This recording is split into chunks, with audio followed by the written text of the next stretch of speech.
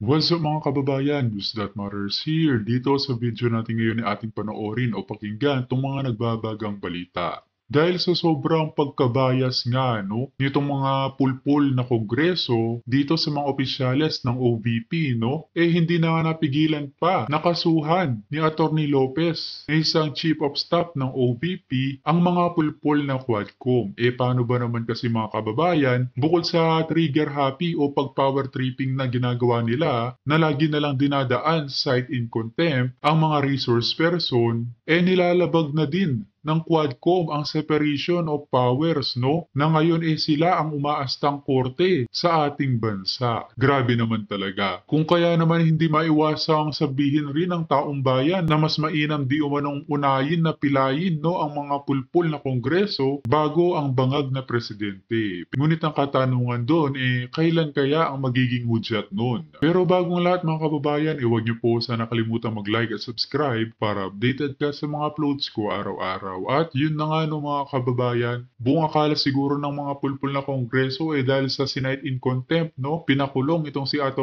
Lopez hindi nalalaban. Ngunit lingid sa kanilang kaalaman, lalaban pala itong abogada at ipaglalaban ang kanyang prinsipyo at ang office ng Vice Presidente na si Sara Duterte. Kung kaya naman hindi ko na patatagalin pa, ito na ang buong video.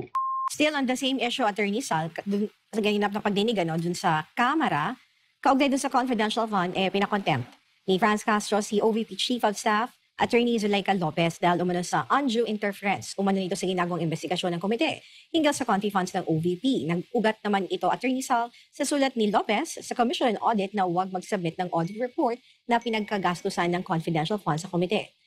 Para kay Castro, parang inuutusan daw ng OVP ang COA na huwag sumunod sa mga mambabatas. Pero punto ni Lopez, respectful request ang kanyang sulat sa COA at wala siyang intensyon na harangin ang investigasyon ng komite. Tatagal naman ng 5 araw ang contempt laban kay Lopez so hanggang sa pagpapatuloy ng pagdinig sa November 25. At isa itong move na ito ng pag-contempt, hindi ba ito makakonsider na abuse of power ng mga mambabatas?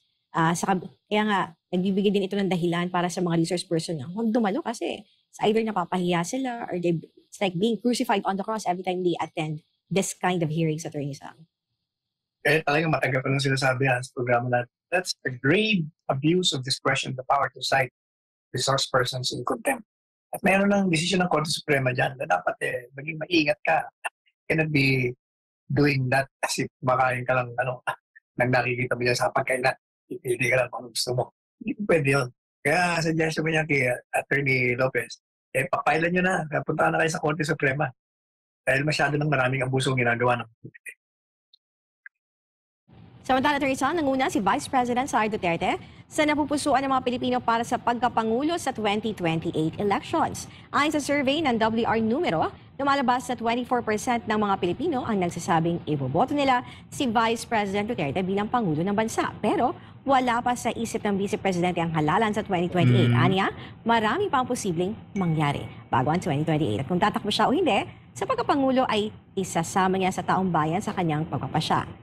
Attorney Sal, do you think meron pang Sana tumakbo si VP Sara mga kababayan para sure win na, na kung kayong aking tatanungin mga kababayan, kung ang ating Vice Presidente na si Sara Duterte tumakbo bilang presidente sa taong 2028, iboboto niyo po ba? Pag-comment nga yung opinion sa ating comment section ng ating mapag-usapan. appetite ang Vice President for the presidency? Or do you think it's better to go back to Davao City to become mayor and mag-retire na para makapag-retire na rin daw si Tatay D? Or ituloy pa rin niya yung laban for the 2028 elections? She should have more appetite now. Kasi nga, pinagkakaisahan sila.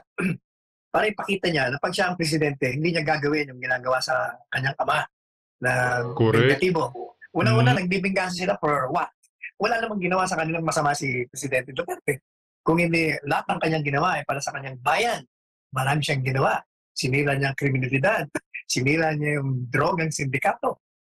Pinaganda niya ang mga probinsya sa pamamagitan ng pagtatayo ng maraming farm-to-market roads, bridges, eskwelahan.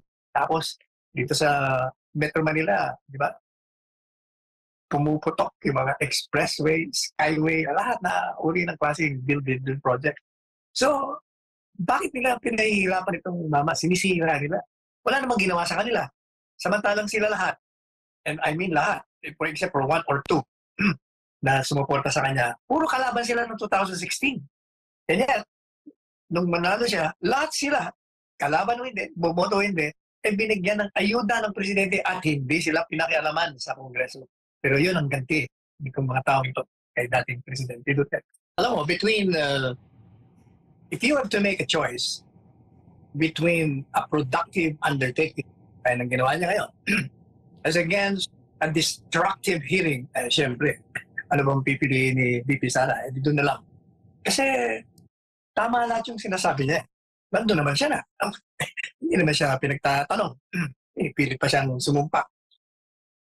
Kung yung bang kahit na hindi siya sumumpa, at kung talaga lang naman ang hanap nila ay yung kung ano nangyari. Doon sa gusto nilang itanong, ano naman kung hindi nakasumpayan o hindi. Di ba? Kung yun lang naman impormasyon ang gusto mo dahil you want to introduce amendments to a law, hindi mo kailangan pinagsusumpaan mo yan.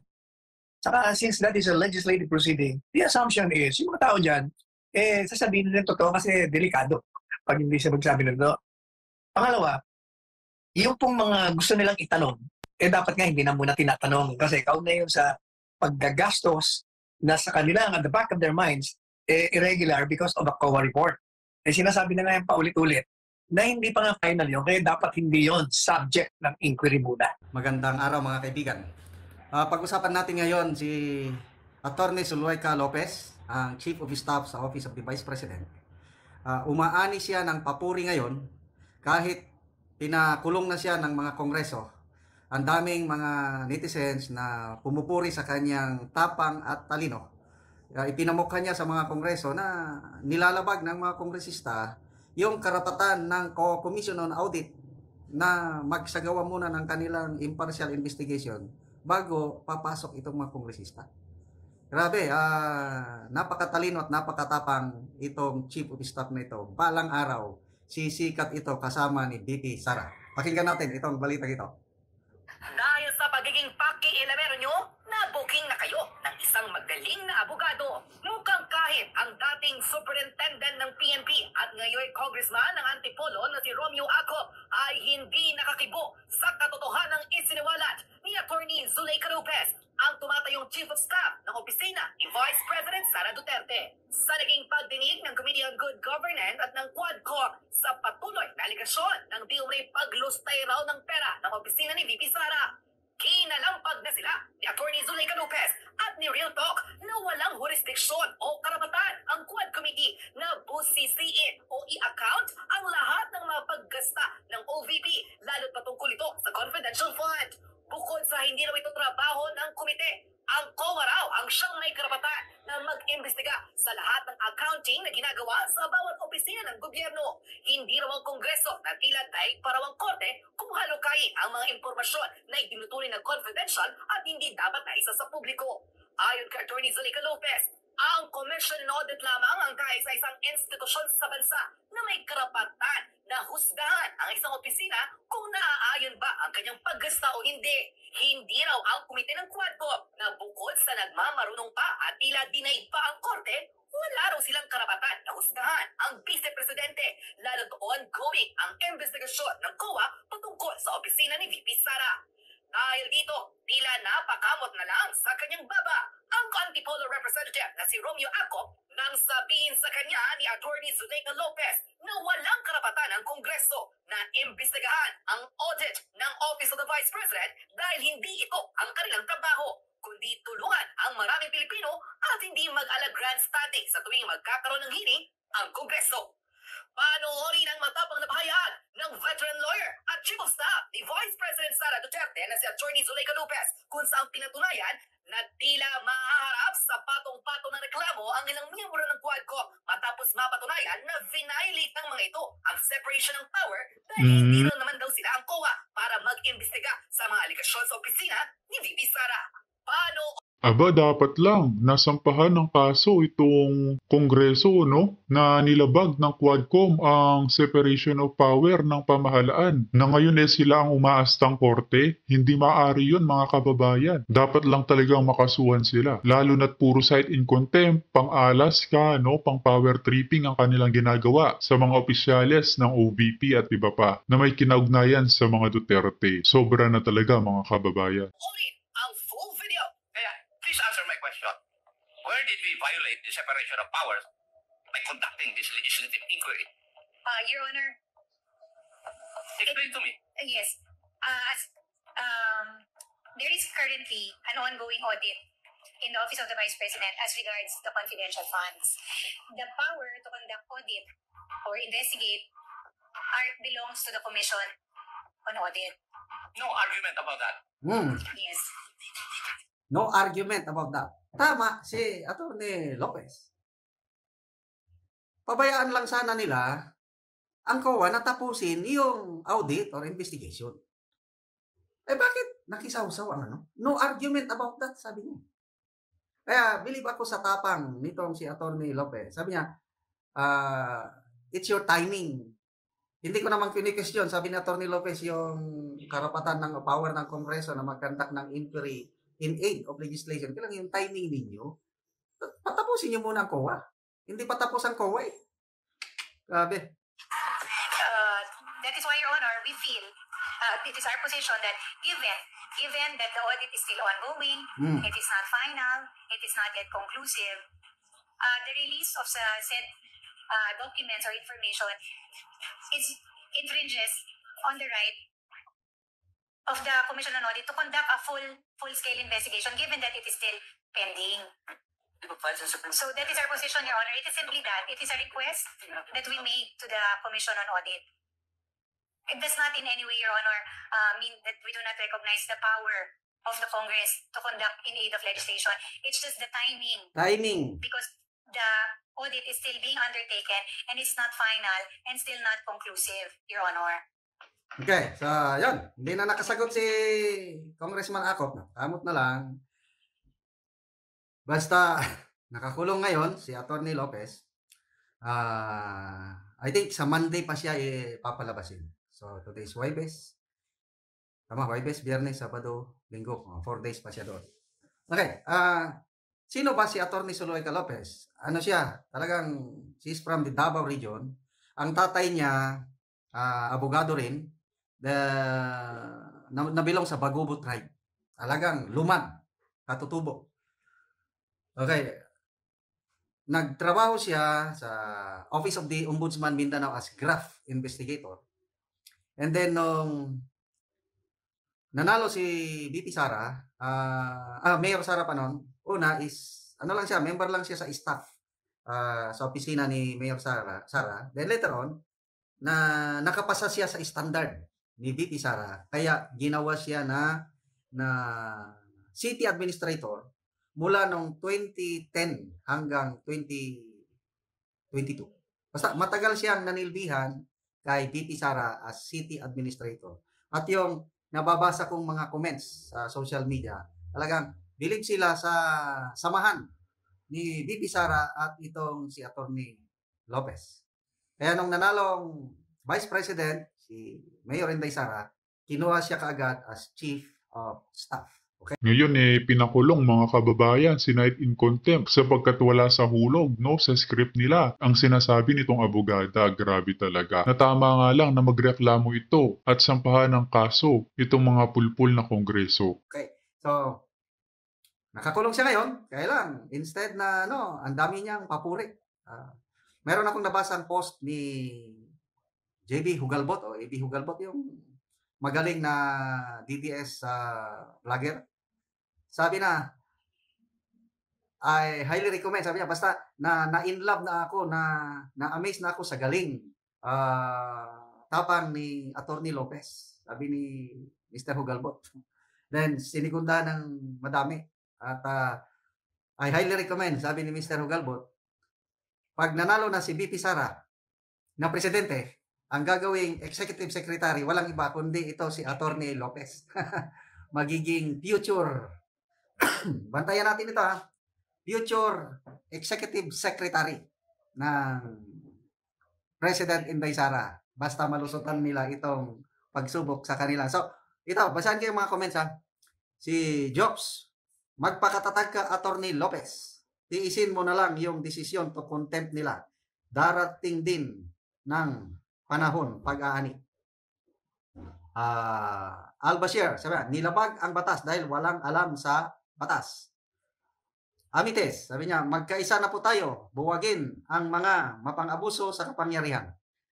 Kahit sa ang platform, iisa ang hiling, buwagin ang Quadcom at tigilan ang panggigipit sa mga Duterte. Nananawagan po kami sa mga may pusong opisyal, kumilos na po kayo. Okay. Team Duterte lang tayo para sa bayan. 100% agree ako kay Atty. Lopez. Tama ka talaga. So, bakit hindi patapusin yung COA? Ang alam ko ang COA nagbigay ng deadline, February 2025. So, kung mahintay sana ng Kongreso, after yung deadline na yun, ayun, pwede na silang mag-conduct ng inquiry nila. Eh ngayon, yung timing ang questionable. So, ipagdasal po natin sa Atty. Lopez na makayanan niya itong pagsubok sa kanilang buhay. At balang araw, aani ng maganda itong si VP Sara at VP Atty. Lopez dahil sa pagtayo nila sa katotohanan. Inquiry today and hindi yata nare-realize ng ating mga kongresista yung bigat ng epekto ng kanilang ginagawa. So, okay. Ayan, magandang gabi.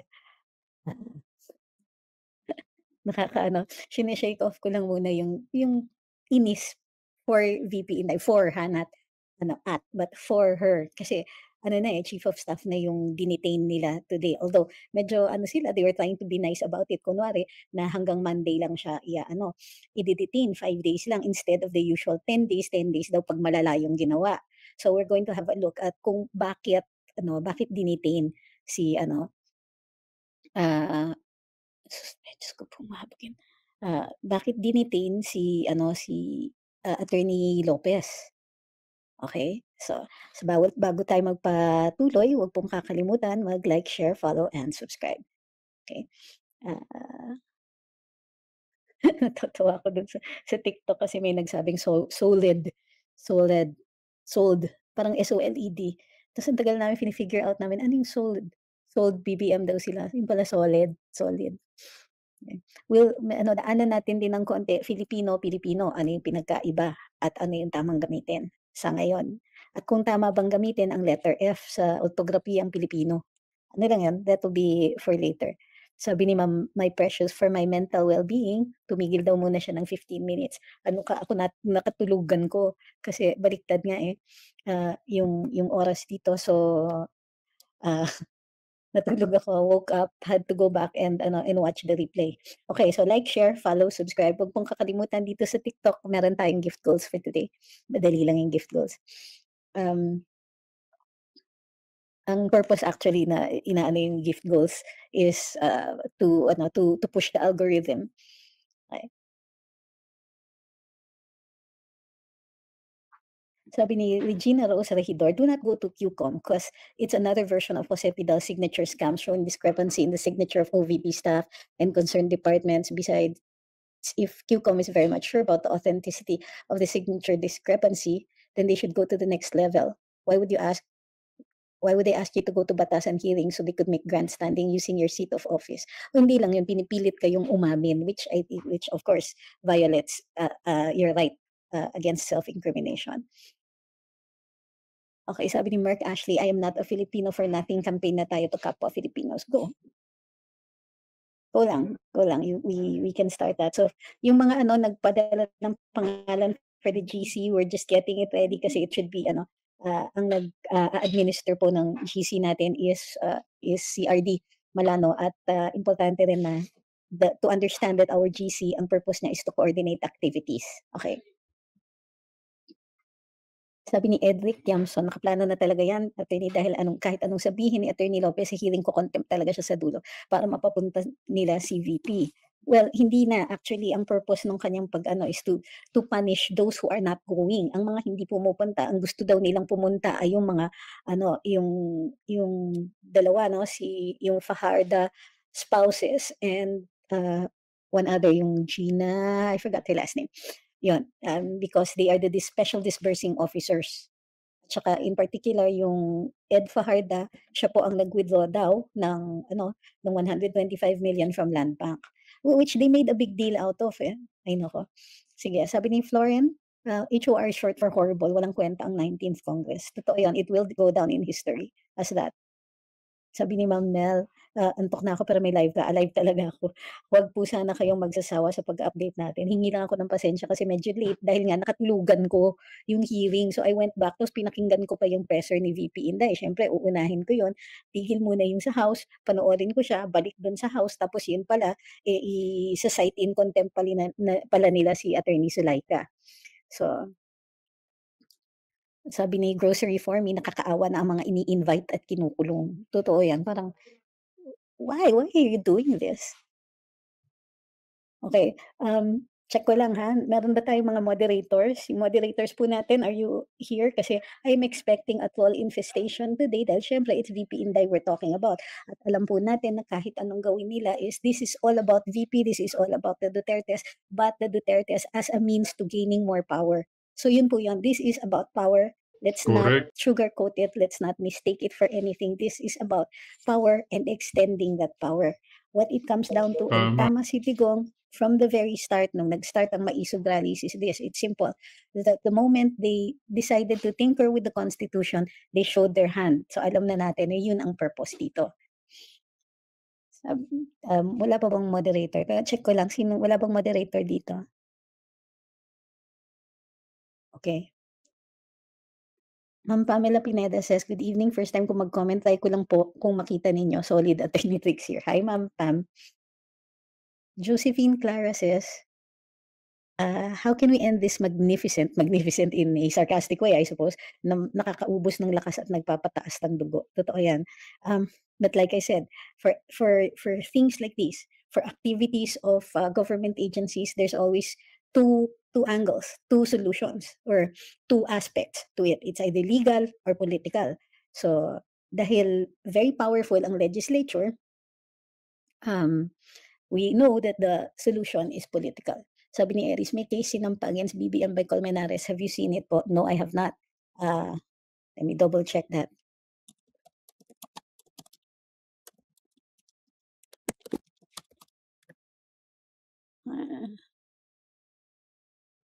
Wala pa po akong nakikita.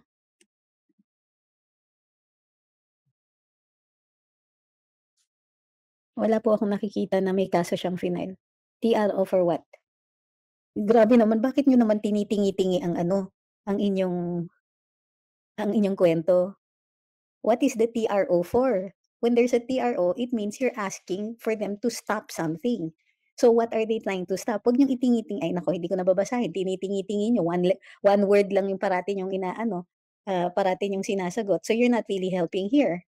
Magtatanong kayo tapos hindi niyo bibigay yung So what about PhilHealth? Yung pag-transfer ng kailan final? Who filed it? Bakit, ano yung grounds nila? So, ngayon, bakit balita yan? Matagal na nga nilang hiningi. In-issue na ba ng Supreme Court? Kasi ang sinabi ninyo, file the case against Marcos. So pag hinanap mo, hindi lilitaw. It's not a case against the president. It's a case against the government.